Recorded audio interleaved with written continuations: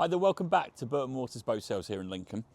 Here behind me is a brokerage boat that's just come down from Scotland, and it's a 2003 build, 2004 model Gobbi 425. For anyone who doesn't know, Gobbis are built in Italy, a very popular sports cruiser. We do very well with the 425s. We tend to sell 2 or 3 a year. I'd say this boat's been kept up at Loch Lomond and it's come down here on brokerage. It's just had a full cut and polish, and the bottom's been anti-fouled as well. So externally it's very well presented. As I say, the gel's got a good shine to it, and there's no sort of obvious damage or big bangs or anything along those lines. It's a well-built craft, so as you go through, there's some real good, good bits of detail. This particular boat has got the synthetic teak that runs both on the bathing platform and throughout the cockpit as well, so it's nice and easy to keep clean. And you've also got this huge sun pad area. So for the summer that we've just had here in 2025, this is a perfect space. And over on the far side, you've got your passarelle, which is of course for Mediterranean boating more than anything, but say can be used for lifting a dinghy on and off. But this boat does have a huge garage. So if you were carrying a tender or wanted to put stand-up paddle boards or something, you've got a great space in there to do so. Just as we move into the cockpit, one of the nice features of this boat is you've got great side deck access. So on a lot of sports cruisers of this sort of size and below, access up to the side decks is quite compromised. But this particular boat's got a couple of steps up, so it's nice and safe to get around. And that's the same for both the port and the starboard as well.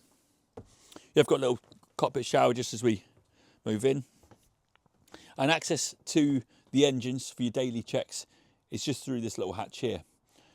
So this boat's fitted with a pair of Volvo Penta KAD300 diesel engines. Unfortunately, the gauges do suffer from the typical Volvo issue where they don't show, but according to the owner, the hours are about 650. So as we move into the main cockpit area, one of the nice things about this particular boat is actually been re-trimmed in here. It's a very nice upholstery. It's feels very comfortable to sit on, and you have to get this table which folds out when needed. It does have the full cockpit canopy. It's got the bimini up at the minute, which we've just taken the side panels off for the video. It's in pretty good condition. It fits nicely, and it seems pretty good really. And over on the starboard side, you've got this nice wet bar. So you've got your griddle with your sink, and then just beneath the counter, you've got a fridge in here as well.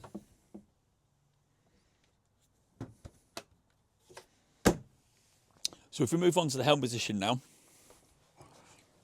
it's a very nice, it's quite a comfortable, I've got a small bench here, probably big enough for one person really, but everything falls very close to hand, so the wheel's super close to you, and so are the throttles. So when you're underway, as I say, you're not having to reach for anything. This boat has got a bow thruster. It's also got a stern thruster as well, but it's not working at the moment. And it's got your Raymarine chart plotter. And over here you've got your original ST60 tri-data and your autopilot control as well. There is a little bit of a bolster on the helm seat, so if you did want to perch yourself up, but as I say, when you're sat with it lowered down, you've got a great view, so no real need to do that. Got a little bit of storage over on the far side, so you can chuck your odds and sods. And if we head down below now, this particular boat is very well spec'd. So you've got some recent nav equipment, you've got both diesel heating, air dispatcher diesel heating, you've got air conditioning, you've got a generator. So to say, there's nothing really to add to the spec. So as we move down below now, your saloon area is on your starboard side. Tons of seating around there. It's the original upholstery, but it seems in pretty good condition. There's no rips or tears or any staining along those lines. But I say it's quite a generous seating area. You do have the table again that folds out if you are dining. And the table is electric, so it can come up and down with the press of a button. If Finn flips the camera around, over on the port side, you've got your galley area. So obviously being a Mediterranean boat, obviously everything's pretty compact, but so it's all there. So first of all, you've got your microwave oven over built into the side. Again, you've got a fridge just beneath the counter. Again, both of the fridges have been renewed at some point recently. Again, you've got your sink with hot and cold water. And just underneath the counter here, you've got your 2-burner hob. Now these hobs are they both run off alcohol and also 240 powered. So these will work when you're plugged in to your shore power, but also when you're underway, you could run your generator, or you can run it off the alcohol side of things as well. And then just beneath the counter, got a good bit of storage, with a little cutlery drawer as well.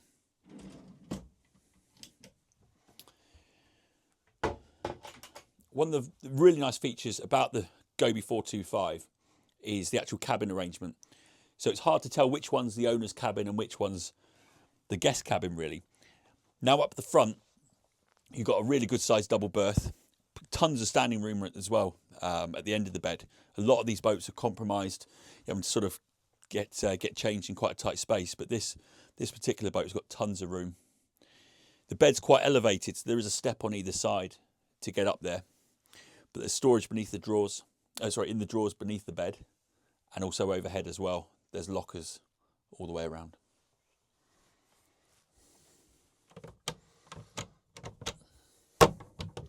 And over on the far side, you've got a good size hanging locker as well. You do have a separate ensuite for this cabin. So in there you've got your electric toilet that goes into a holding tank. You've got, of course, your sink, bit of storage beneath, and then you've got your separate shower as well. So it does have the screen that swivels round to keep the rest of the heads nice and dry when you are using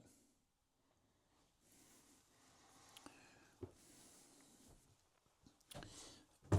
I'd say that is the forward cabin is the master cabin, just because you get the separate ensuite. But just as we head back to the mid cabin, you do have your day heads in there as well. Similar arrangement to the ensuite, however, it doesn't have the swivel screen. It's just got the curtain that comes around if you're having a shower.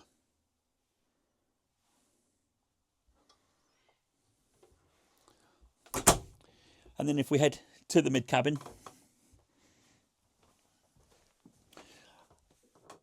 as I say, it's a fantastic cabin in here. So you've got, again, a great size double berth,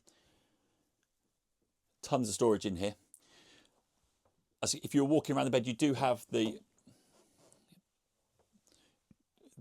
underhang from the cockpit area, so you do have to stoop to get around. But as I say, it's a very generous cabin. Most mid cabins like this have got twin berths where you've got to shuffle down into. As I say, this is more than generous. So here we are on the engine bay. So there is a small hatch as you enter the cockpit area to access into the engine bay if you're just doing a quick visual check and any daily checks. But if you're doing any service work, we open up the tender garage, and there's the floor panels that come out to give really good access to the engines. As I mentioned, these are a pair of KAD300s, 285 horsepower each. Thank you for watching this video on the Gobbi Atlantis 425. So just to recap, it's a 2003 build, 2004 model, and it's fitted with a pair of Volvo Penta KAD300 diesel engines. It's priced at $119,950, and we're open 7 days a week in case you'd like to come and take a look. Also, we're open to a part exchange, so if you are trading up and you've got a part exchange, we'll be open to taking it in, so it's worth giving us a call to see if we can work a deal for you. If there's any more information you need, please just let us know.